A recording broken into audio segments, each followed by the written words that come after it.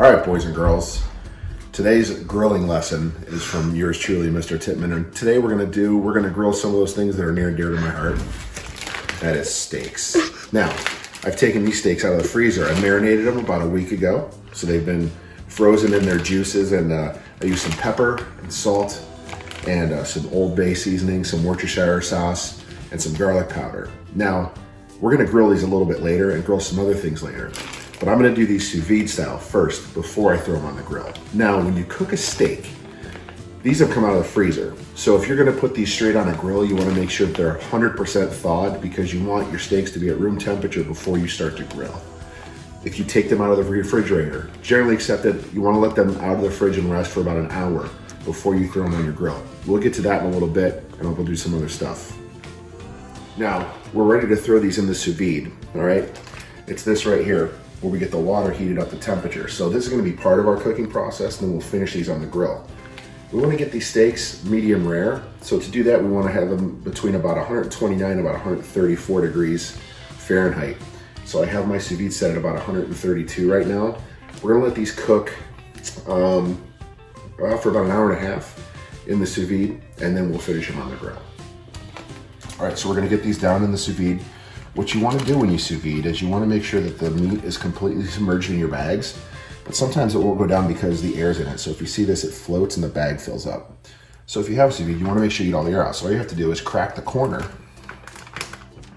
of the bag a little bit, just like that, and then push the bag down in the water without letting the tip of the bag go under, and then seal it back up.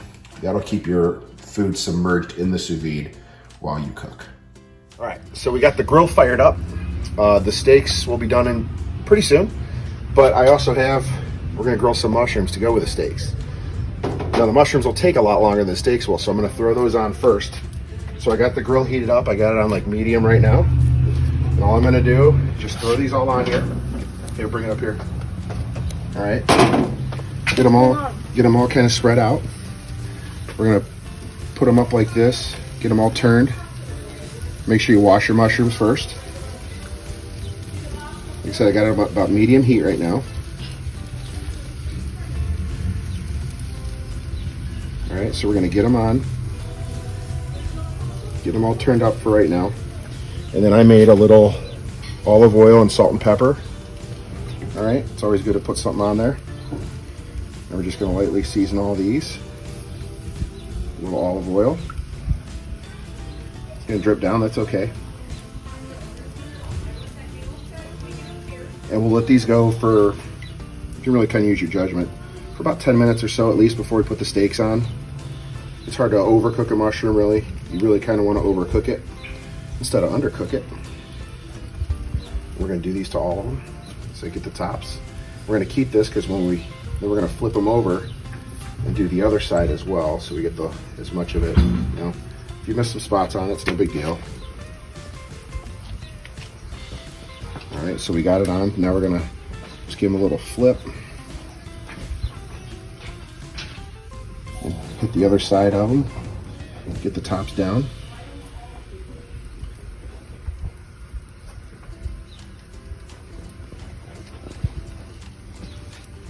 All right.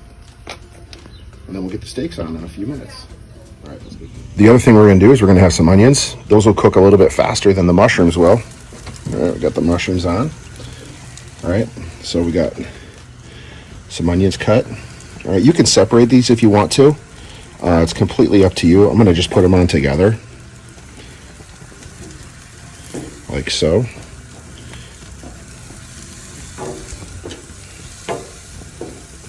All right, then again, we're gonna season them a little bit with some of the olive oil. Just like that. Pretty generous, all right.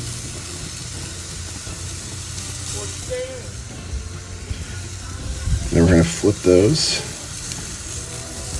and we'll be ready in a few minutes. Now, the other most important thing about grilling is that he who controls the grill is the king of the castle. Does not matter who. Could be him, could be her, but you are the king. I need a drink, please. You don't fetch your own drinks. You have them brought to you. Like so. Fill it to the top. Okay. All the way. Oh, whoa, whoa, whoa, whoa, whoa, all the way. All the way. Hot day.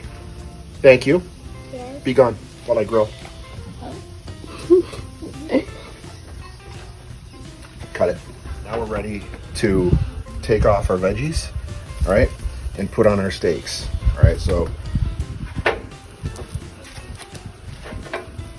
take a look. Our onions got nice and brown. That's what you want.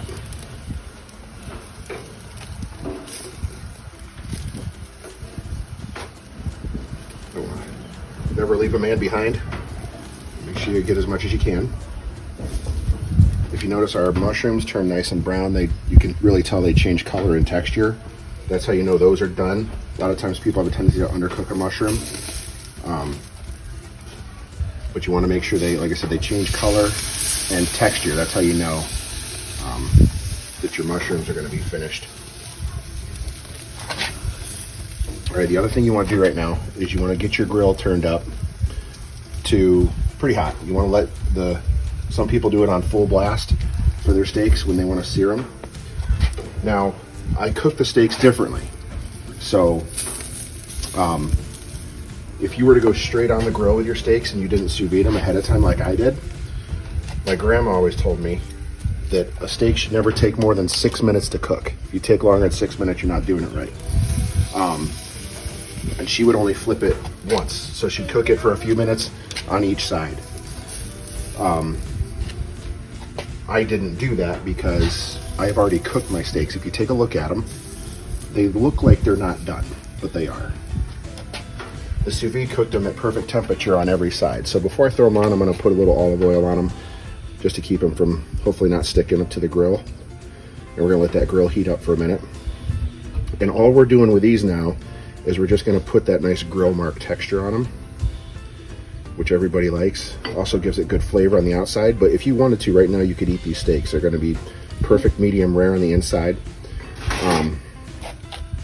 The other thing people like to do is they like to, it's called cook down or render down the fat. But all I'm gonna do right now is I'm gonna put these on.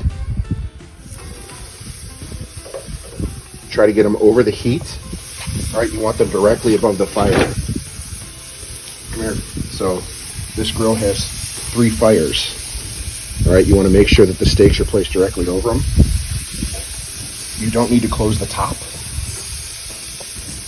We're going to let these cook like this, and then we'll flip them over. Okay, now we are about ready to take these off. All right, as you can see, got some nice sears on the top side. Got them searing on the bottom side, okay? Another trick too, so people, generally when they cook a steak, they never know when it's really done. So my grandma's taught me, if you open your hand like this and push on this part of your hand, that's perfect medium well for a steak, all right? Some people use their nose and their chin to know if your steak reacts like your chin does, that's more well done. And if it reacts more like your nose done, that's more rare. But my grandma's taught me to use this part right here. That's the rebound you want your steak to have when you push it, which these ones have. So these steaks are done when you think they're done. So I want a little more sear on those. So we're gonna keep them on there just a minute. Remember, we're not really cooking these right now. We're just giving them that nice char flavor on the outside. So we don't wanna leave these on too long. We're just giving them that, like I said, that nice little sear. The grill marks, you can turn them a little bit to kind of get more coverage. You know, press them down, make sure you're getting everything touched. The other thing people will do is they'll cook it right upside down on the fat. A lot of people do this more if you're cooking them in a pan, but to get that fat right over the heat, you can see it sizzle on that can cook down your fat as well. So you guys are able to do that. But outside of that, so we go flip them over there.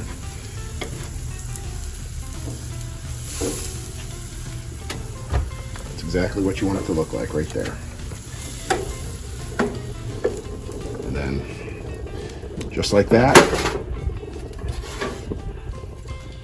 we have our steaks, our onions, our mushrooms, and I don't feel like teaching you guys how to cook a hot dog. All right, so there's your cooking lesson, grilling out with Mr. Tipman. Oh yeah, perfectly cooked on the outside and the inside. All right, so we're here with grilling out with Mr. Tipman again. What some people forget about a grill is it's just a way to cook stuff, just like an oven, toaster oven, microwave, whatever it is. You can use the oven for a lot of the toaster, the oven, the grill for all kinds of different things. So you can take things out of the freezer, cook them in here. The important thing to remember is when you take things out of the freezer, you're not trying to really cook them on the grill so much as reheat them in the grill. The other beauty about the grill is that if you look close, there's stuff on it. It holds flavor from all kinds of different foods. Plus, when you cook on the grill, you get that fire flavor as well. So there's some things that people don't know that you can cook on the grill. So what we're gonna do today is we're gonna cook some pizza on the grill. This is a very complicated process. You gotta preheat your grill. You wanna keep it closed. All right, got this grill around 300, just like we would our oven. Now, this is a very important step-by-step process to follow if you want to reheat something or heat something up from the freezer in the grill. That's important. So right now I have the grill set on low because, again, this is a very delicate process. Are you ready? Yeah. Now, you open the grill. You open the bag. Okay. And then you carefully or uncarefully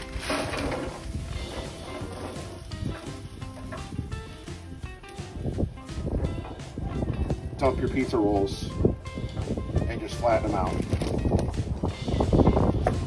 Then you close it. Those will need flipped one time.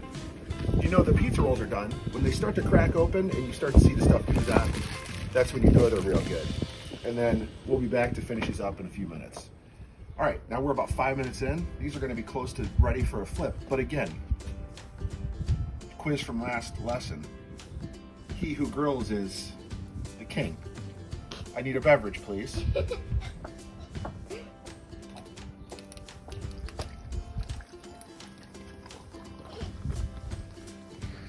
Oh, don't overflow.